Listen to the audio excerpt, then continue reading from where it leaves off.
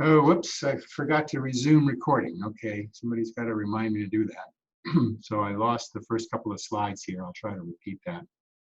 Okay, so this is, the characteristics of the mid-ocean community are, organisms that migrate up and down through the water column. They go down during daylight hours and live in greater depths. And then at night, they migrate upward. And this upward and downward migration is the greatest single movement of organisms on the planet.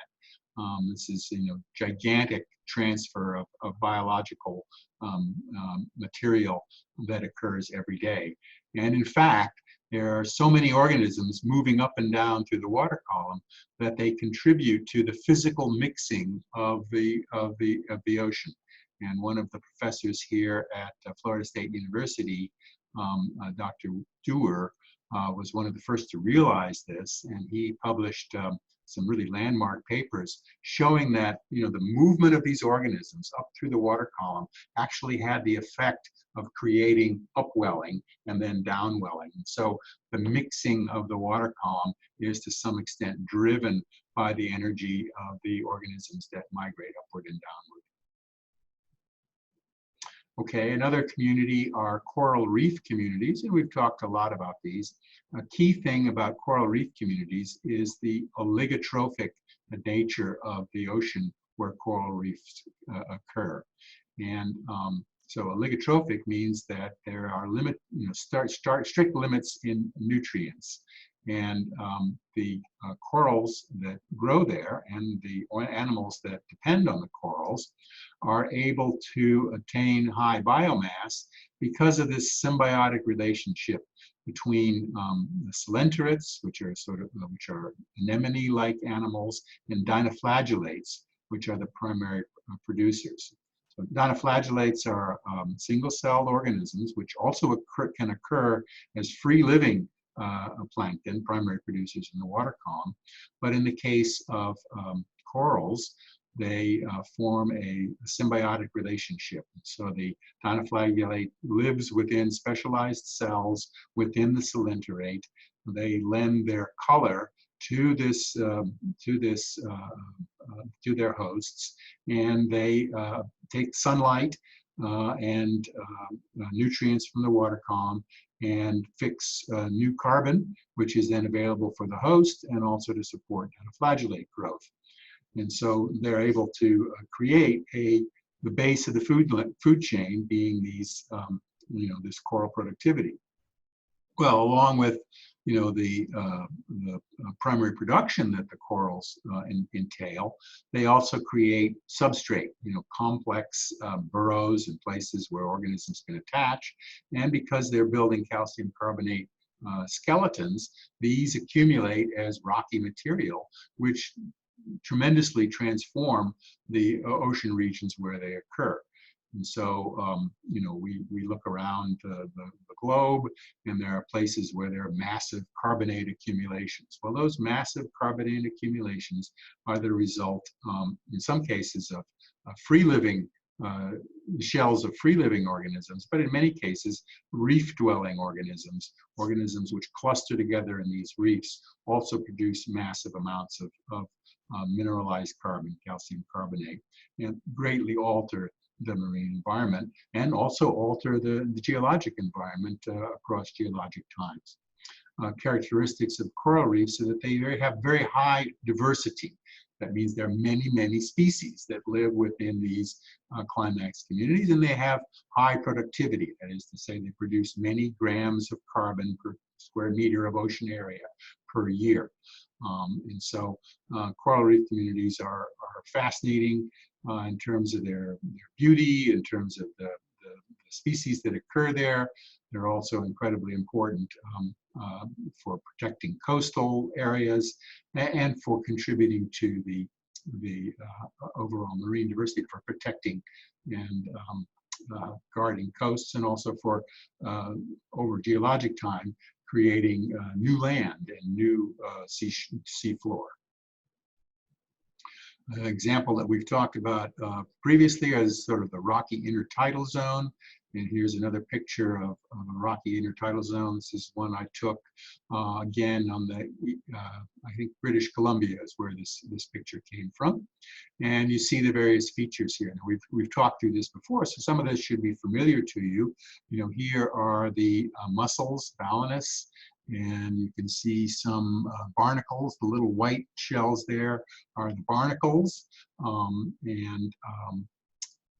you can see how the mussels are clustered together. And I describe this clustering process as something that helps the barnacles, the mussels, maintain their position in the under the stress of breaking waves.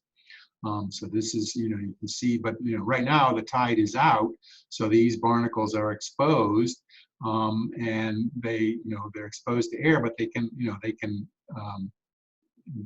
only exist where they can maintain a certain level of moisture. You don't have barnacles far up on this rocky shore. They tend to be in these little depressions that maintain where they can keep a little bit of moisture basis to maintain their physiology. Whereas the barnacles are able to withdraw inside their shells, pull back, and protect themselves at low tide. And barnacles, of course, are not crustacea. I'm sorry, they're not bivalves or mollusks. They are crustaceans, and each, a barnacle is sort of a shrimp standing on its head inside a shell and using its feet to kick food into its mouth. That's a sort of a tongue-in-cheek description of what a barnacle actually is. And then you see another feature of the rocky intertidal zone, which is this tide pool. And so this is a depression in the rocks that floods with seawater at the high tide. And then when the tide goes out, this maintains this little pool here. And anybody who's had a chance to go to visit the tide pools and rocky areas and on the West Coast or up in Maine and New England will have been struck by just how strikingly beautiful these little features are, and the way there are fish and crabs and shrimp and mollusks and clams sort of scuttling around within these areas. The thing about the tidal energy or the wave energy is that it tends to bring a lot of nutrients in. So rocky intertidal communities are not oligotrophic. They tend to be eutrophic. Well, not eutrophic in terms of over nutrients, but there's plentiful nutrients. And so the productivity of rocky intertidal communities is very high, some of the highest that's known. Another example of a community is the kelp forest. And of course, these are, where the ecosystem engineer are these species of macroalgae. And there are red macroalgae, brown macroalgae. Here's what's called the bull kelp. And this is sort of a typical kelp that you'd find on the west coast of California. And the bull kelp, it's got an attachment point there, so it attaches to a rock. And then there's usually either, in this case, a single sort of bladder, and these are sort of little hollow organs filled with air that suspend the structure of the kelp upward in the water column. So and all kelp have this characteristic. So you can see that the individual kelp is actually quite long, but it's very flexible, and so it goes back and forth, it moves back and forth with wave energy, and it's the blades of where the primary production happens are suspended in the water column where they can receive light by this buoyancy. And again, they depend on tidal range to supply nutrients. So the flow in and out of tidal water brings nutrients from deeper regions and carries waste products out. So also kelp forests are highly productive and diverse in temperate settings. Kelp tend to prefer colder temperature, colder conditions than you would get in coral reef communities. And this picture is actually taken from the Monterey Bay Aquarium,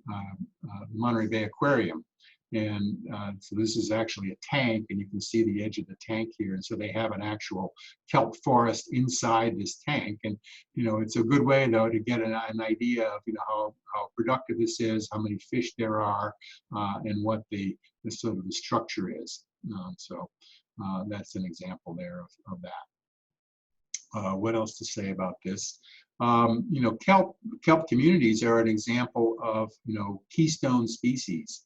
And, keystone species is a species which may be relatively few in number or small in biomass, but perform some absolutely critical function.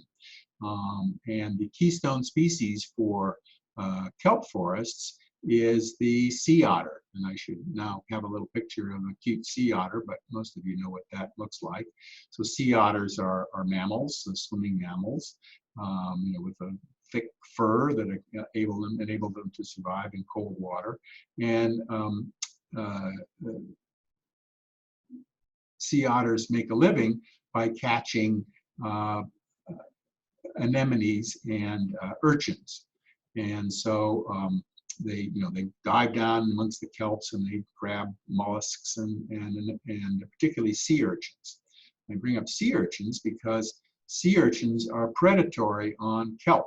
So the sea urchin crawls around on the seafloor and it attacks the kelp, and it attacks them right at the base. And so what has happened, and what happens in a lot of places, is that for example, when human hunters came in and began hunting the sea otter for their pelts, many regions had experienced a complete reduction in the population of sea otters. But there were never that many sea otters in any kind of biomass or abundance area.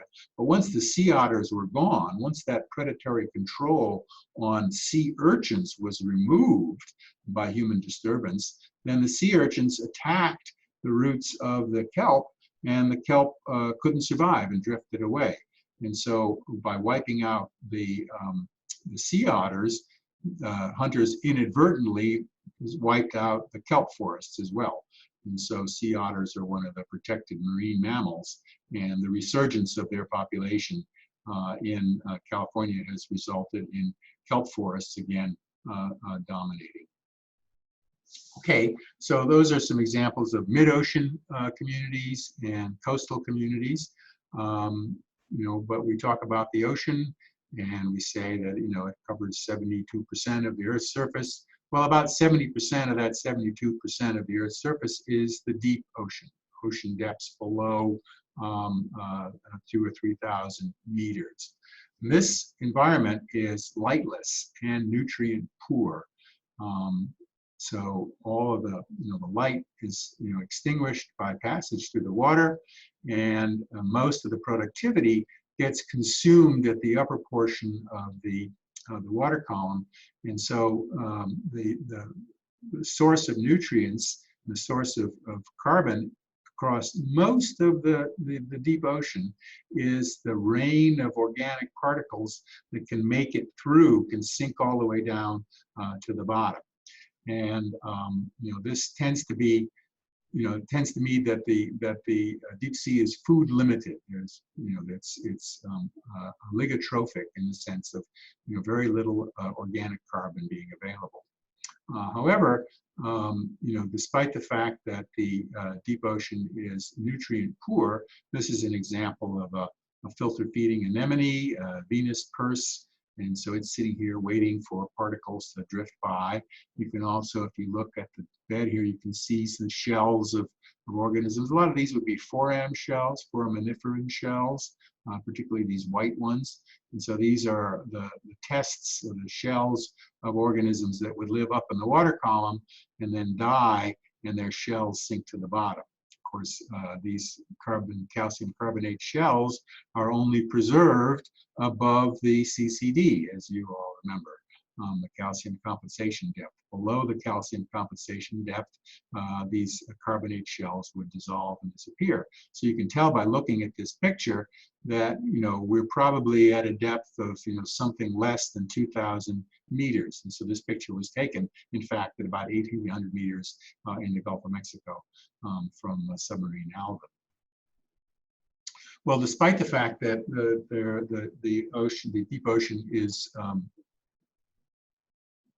food poor, it tends to have very few and widely dispersed large organisms. It is, in fact, incredibly diverse in the organisms that burrow into the sediments. And these animals are called macrofauna. I'm supposed to have a title here. Macrofauna, M-A-C-R-O-F-A-U-N-A. And this is not a taxonomic description. This is a functional description, and it describes organisms that are smaller than, in a range of between 300 and 500 microns in size. And they're practically ubiquitous. They occur just about everywhere within the ocean. They're relatively sedentary. They don't move, migrate great distances. And they're ecosystem engineers. They create geochemical microenvironments that enable other organisms to exist. And they can control the smaller organisms. So below macrofauna are myofauna, and these are organisms less than 300 micron in size. And so they are the prey items of the macrofauna. And this slide here with this penny for scale gives you an idea of both the diversity. So we've got many different classes here. We've got worms, little bivalves, crustaceans, ophiuroids, brittle stars. So there are many different organisms.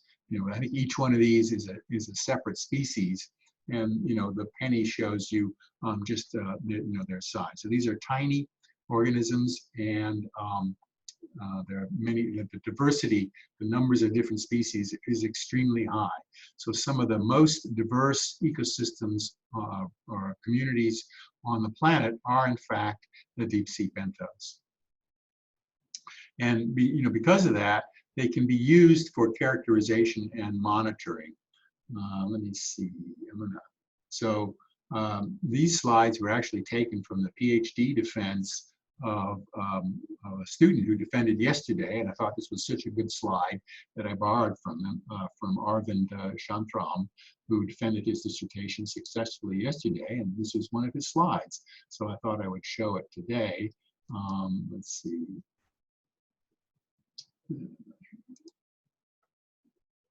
And so he studied these macrofauna to try to assess the impact of the Deepwater Horizon oil spill in the Gulf of Mexico. In fact, he found there were certain changes in certain of the localities, but overall there was relatively little impact that he could detect of the oil spill on the macrofauna in the region of the coast called the DeSoto Canyon. Okay, so we've characterized the deep ocean as having relatively low biomass, characterized by tiny organisms that mostly live buried in the sediments. So there was so that's the way up until the late 1960s that scientists considered how the deep sea must be organized. And so it came to as a great shock to scientists when they discovered the hydrothermal vent communities. I'm going to talk separately about hydrothermal vent communities and chemosynthesis in another lecture, but I wanted to introduce this because the example of the marine communities that are formed and that are found at hydrothermal vents and elsewhere are so striking. So one of the dominant organisms in the original discovery of hydrothermal vents are the tube worms. This is a species of tube worm called Riftia pactoptila, and they are very large. So the width of this tube of the the tube worm is probably about 3/4 of an inch. So you can think, about the thickness of my thumb. And these tubes can be quite long, up to, 1 meter or so in length. And within the tube, you have this organism, this animal, this worm that is characterized by this red plume that extends out into the water. And so a cluster of tube worms, is sort of like, it looks almost like a cluster of flowers. And so in fact, the original hydrothermal vent that was discovered when submarine Alvin first encountered these communities was nicknamed Rose Gardens because of the bright red color in these plumes. I talk about the bright red color because it's actually very diagnostic of the way in which the tube worm makes a living, because this red color is caused by the presence of blood, and blood which contains hemoglobin. Our human blood contains hemoglobin, but the tube worm blood is a very special type of hemoglobin.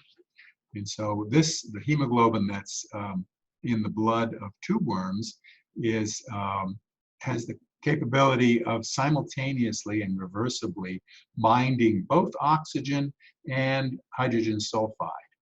And so what the tube worm does is it absorbs hydrogen sulfide. The tube worms at hydrothermal vents take hydrogen sulfide out of the water, and the hydrogen sulfide is part of the hydrothermal vent effluent. And they also take oxygen out of the water. They bind those into their hemoglobin, and they deliver those nutrients, the oxygen and the hydrogen sulfide, to internal symbionts. And so these are the symbionts. So this is a single filament of the tube worm plume here. And within this filament, there are specialized cells comprising billions of these bacteria. And so this is a picture from the original paper in Nature describing what the tube worms were like.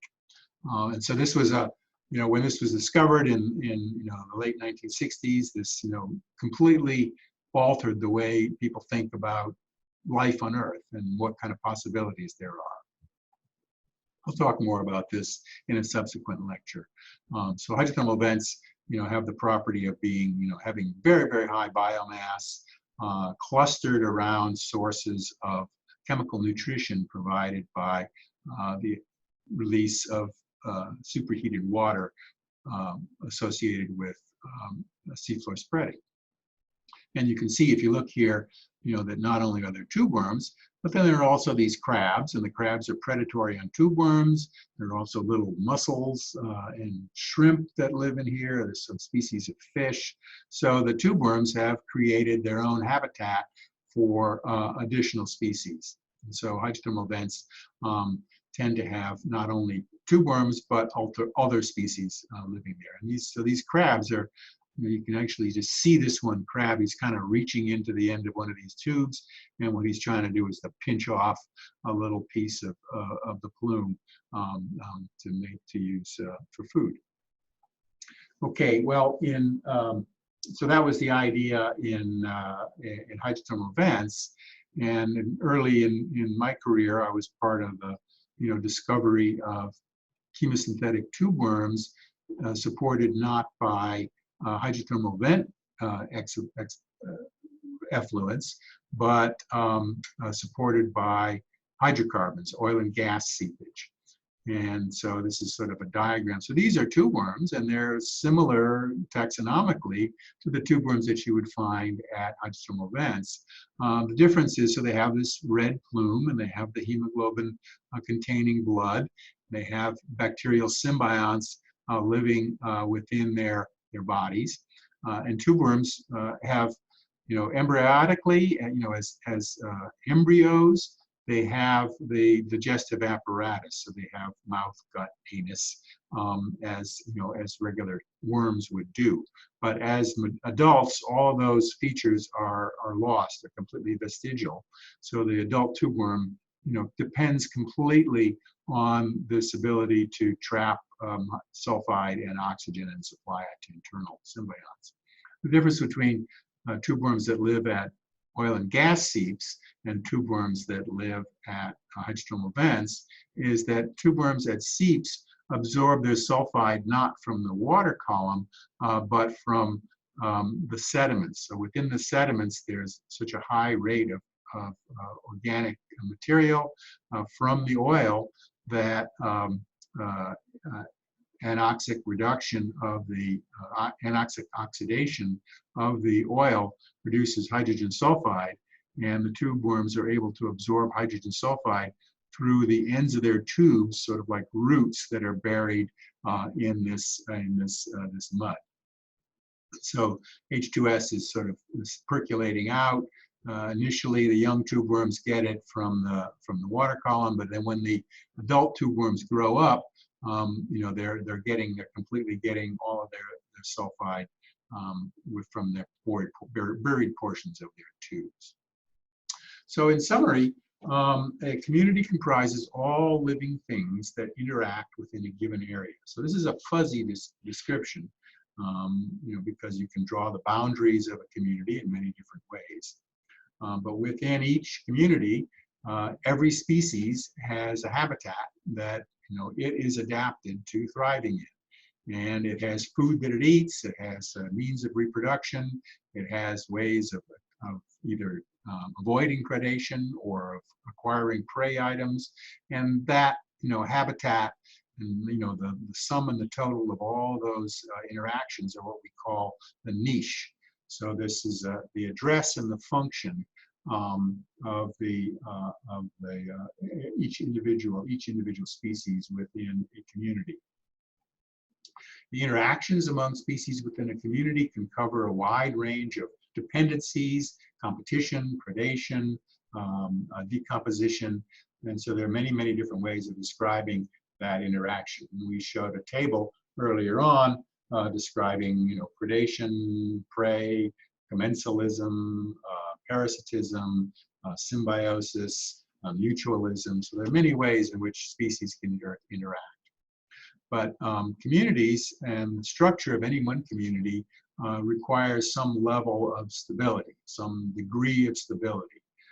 That's not to say that a community can't exist in an unstable habitat, in an unstable environment. In fact, some communities are adapted to varying conditions, fluctuating conditions. Every community is characterized by some level of stability. The deep ocean, for example, is considered an extremely stable environment. Not much change occurs year on, year out, decadal or century time scales. So the deep sea is characterized as a very, very stable environment. Rocky intertidal shore or beach environment, these are much more unstable environments.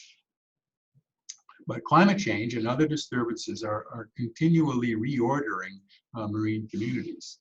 And so that happens, as a result of eutrophication of coral reefs, or from, clearing or setting, building out onto the barrier islands. So there are many disturbances that human activity destabilizes or creates different kinds of communities.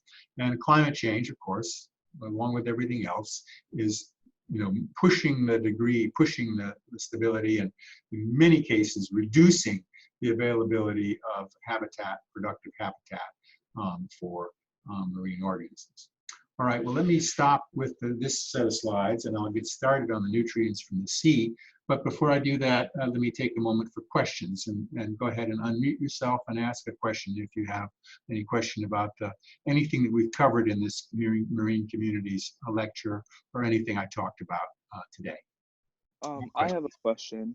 Yes, Alexander? On the quiz yesterday, one of the questions asked if organisms can have multiple niches, and I just wanted to clarify whether or not that's true. It's not true. Every species has a niche. And, you know, I suppose you could argue that, you know, if it changes, if the niche changes, typically it becomes a new species. So that would be, Okay, thank you. okay. Other questions?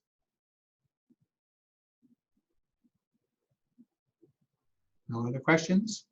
Any other topics of concern? Questions about the quiz? Okay, well, let me end that slide, and I'll start this one. Can everybody see the first slide, which shows a guy in a fishing boat? Somebody? Yes? Okay, thanks. Okay, so the next topic, and this, chapter 17 in Garrison talks about marine resources. And, you know, the marine resources that are considered in the Garrison chapter are, fish and fisheries, but also oil and gas, deep sea mining, sand and gravel production, and so forth. And we'll talk about those things. In particular, I do want to talk about oil production, because that's been something that I've studied. But I thought I put together this lecture about fishing and the way that human societies obtain nutrients from the ocean. And I think that this is a topic that's I started out my career, I started out my involvement in the ocean because I wanted to be a fisherman. I wanted to be a captain of a trawler. That was my great ambition as a young guy. And I took a different direction. But I spent a lot of time as a young man working on fishing boats in different parts of the world, Norway, and Alaska, and Gulf of Mexico. So I have great sympathy for fishing and the way in which people make a living from the sea.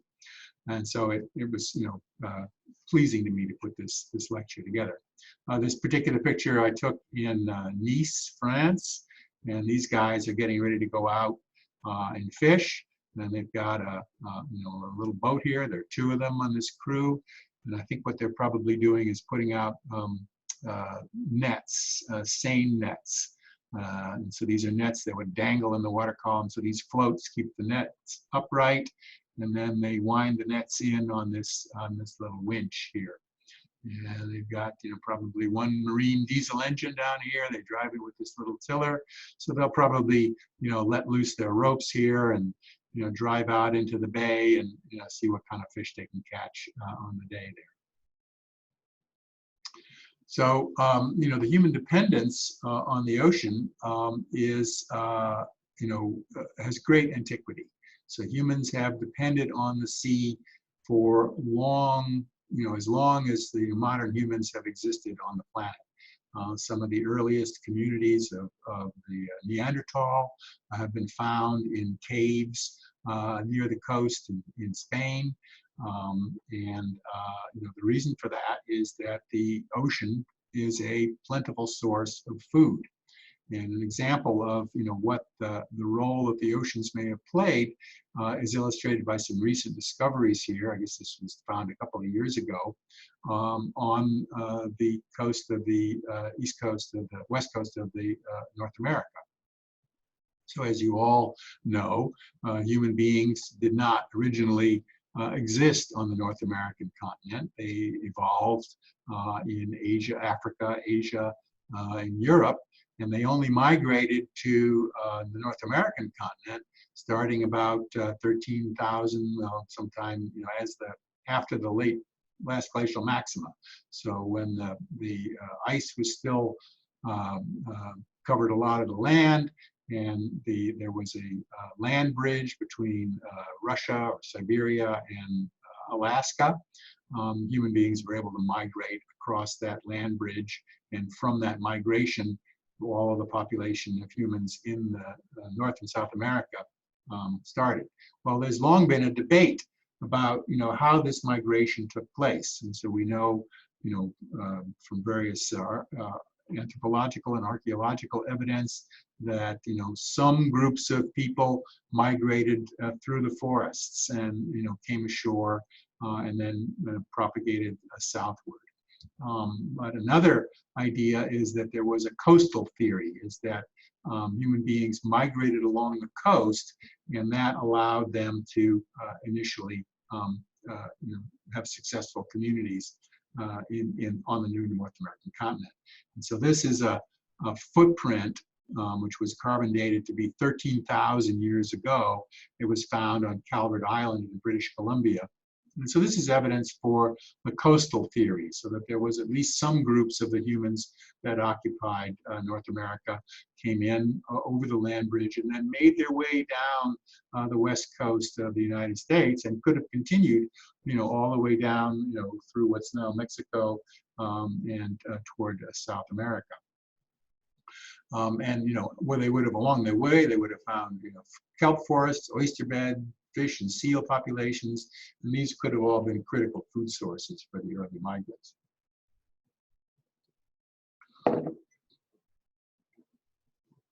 Other examples of human dependence can certainly be found in Florida, more close to home. So, one of the striking things, of course, is that, we talk about the discovery of North America, and, part of the discovery of North America occurred as a result of Spanish conquistadors or Spanish sailors sailing into the Gulf, discovering Florida, and eventually establishing settlements and so forth. Well, the Spanish who arrived here, a lot of times when they would encounter problems, they would suffer from shortages of food. So, many of the early expeditions, came to grief because they were shipwrecked and, people ran out of food. Well, that's kind of striking, because the Native American populations that were here existing, these people were very healthy, and many of the early descriptions of the native people that were living here when the Spanish arrived talks about how strong and tall and well-muscled they were. Well, the reason that they were strong and tall and well-muscled and had large thriving communities was very much owing to the fact that they were able to obtain abundant food sources from the estuaries and coastal regions. And this is something that, for whatever reason, the Spanish had lost the ability, or didn't ever have the ability to do. And so, some of the evidence of this are the very large middens, accumulations of shells which characterize communities, the previous native settlements that can be found to this day. So there are shell middens in Florida. Apalachicola Bay has got dozens of these middens, and there are middens, shell middens here in Tallahassee, where there are abundant accumulations of oyster shells, massive accumulations. So Native Americans ate lots of oysters, as part of their regular diet. And they also ate,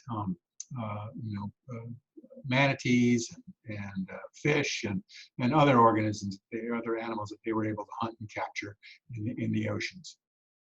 So the Native Americans did form large agricultural centers, but the early post-glacial coast, from North America, from British Columbia, western coast of North America, all the way down to Florida, around all these coasts, these supported rich, vibrant, productive communities of individuals who depended on the ocean for their nutrition. Well, this dependence on the ocean for nutrition also extends to European practices. And so, let's look here. So one of the characteristics of European society in the middle of the 18th century, so 1850s and thereabouts, was that the agriculture had sort of reached its upper limit in the amount of food that it could produce. The reason, so the population had grown, the Industrial Revolution produced changes that allowed human population to increase pretty significantly. And but the production of food had started to be limiting because there wasn't enough nitrogen fertilizer to support continued growth of agriculture. So agriculture had become limiting by the availability of nitrogen, specifically nitrate fertilizer.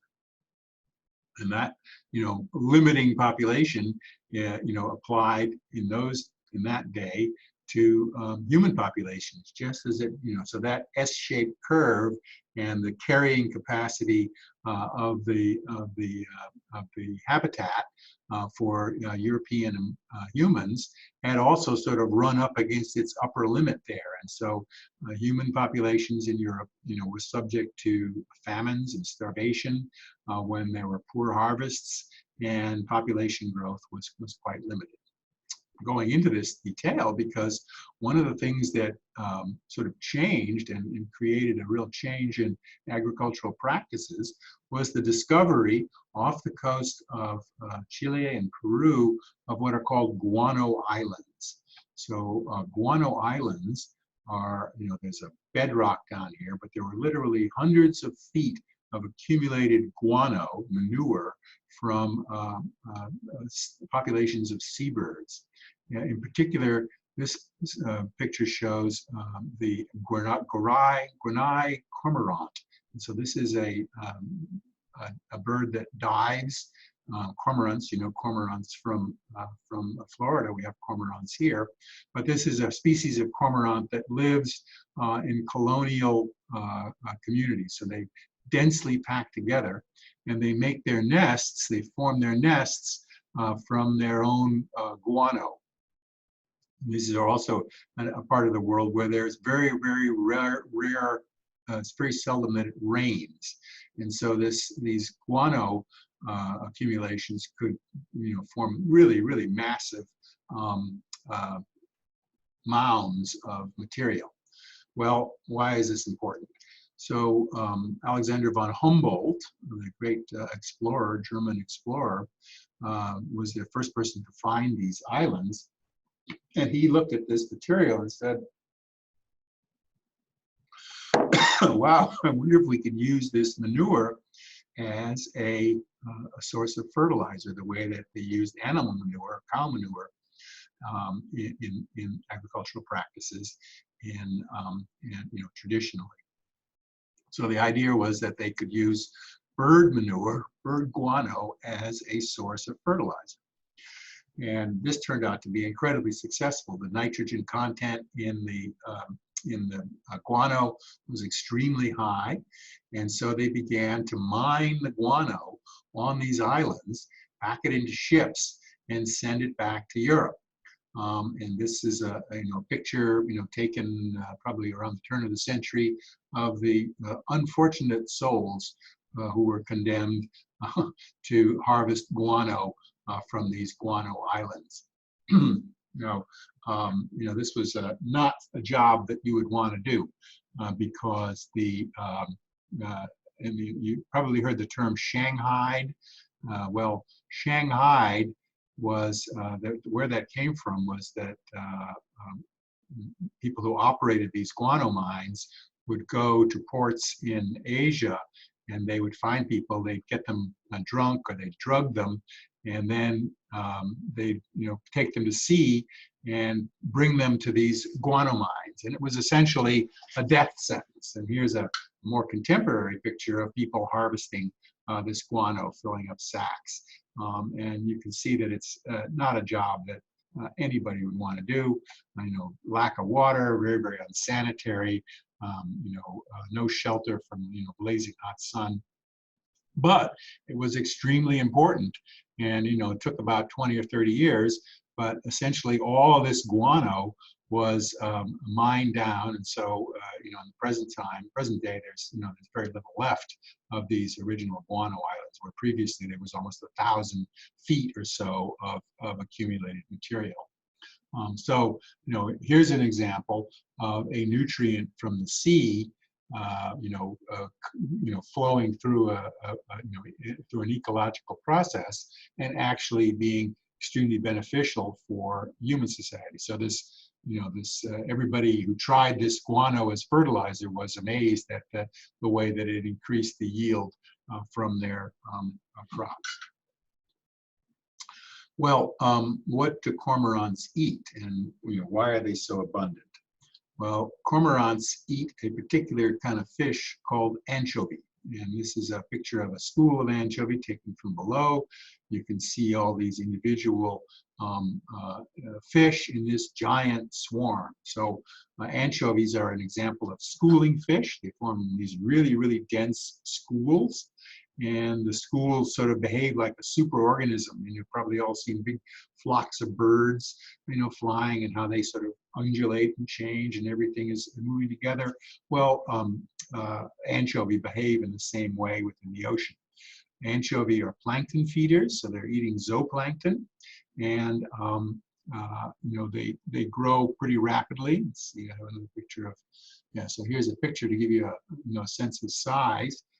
They're pretty tiny. They really only live about 2 years. So they are born, they reach sexual maturity within a year, they reproduce, and then they die. And so they're a very rapidly turning over population. And why are there so many anchovy?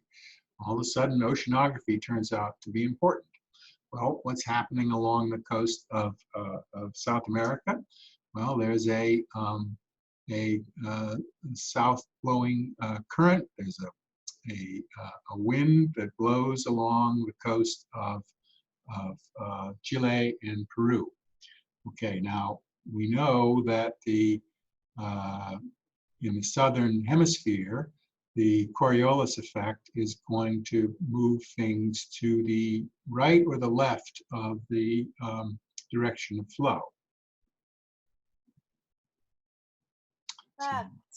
Left. Okay, so that would suggest that there's a southerly wind blowing along the coast of thank you for that answer, whoever did that, blowing along the coast of South America. As it blows, the Coriolis effect causes water to move offshore. You've heard all this before, and that creates upwelling. And that upwelling brings nutrient-rich water up into this coastal region. I think I've talked about this previously, and that supports plankton and anchovy. Anchovy eat plankton, and the birds ate the anchovy, and you get these incredibly productive areas. Well, this is the normal weather situation. During an El Nino year, there's a change in the location of a low pressure cell. So a low pressure cell moves from off the coast of Japan to be more in the central Pacific. And with that low pressure system, these normally southward going winds die out and are not so prevalent. And that means that the upwelling machine stops. Well, that's a normal cycle, and just like that carrying capacity where you see the line going up and down, well, the anchovy and the bird populations are adapted to that variability in the environment. So under normal circumstances, when an El Nino year occurs, the anchovy move closer to the coast, the birds die off, and so there's a great reduction in the population of plankton, of anchovy, and of birds. But then when the system recovers, normal conditions return. And so this population can thrive. So that's what's happening with anchovy in the normal condition. So I'm going to stop right here. And when we resume this topic on Tuesday, we will take up the subject of the way in which anchovy fishing is affected by changes in temperature, and the way in which the human activity like anchovy fishing is different from this normal cycle. So I'll stop here. We have a few minutes if anybody has any questions to ask about today's lecture. Please go ahead and speak up. Questions? Nope, there's at least one question. I don't have a question about today's lecture, but I have one about the project. That's okay. Yeah, absolutely. Go ahead. So I know the abstract is now, it's only a 750 word abstract due. Do you still want the same type of content in the abstract, or is it like, can you kind of explain what all needs to be in the abstract due next week? Yeah. Yes, I think the abstract should contain citations, and but you can be more sort of, it could be more like bullets, or more like you need to have the same in-text citation, but you're not going to be putting in figures. You're not going to be having separate sections and so forth. So the extended abstract would just cover the material. You know how an abstract just boils down the material. So you would just put the reason that, the basic motivation for the goals of the project, what you're trying to explain, sort of like you did in the proposal for the project. And you would list the sources of that information, and in with these in-text citations.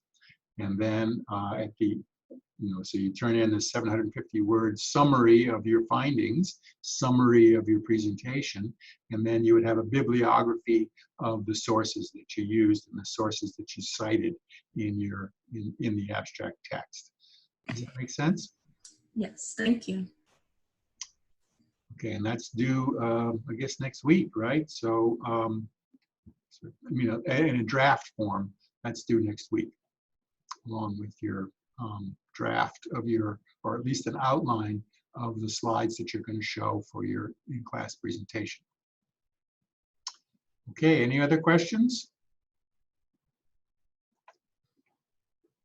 Hearing no other questions, I'll say once again, thanks for showing up at this meeting, and I'll post the quiz and the other material as soon as the lecture stops, and we can go from there.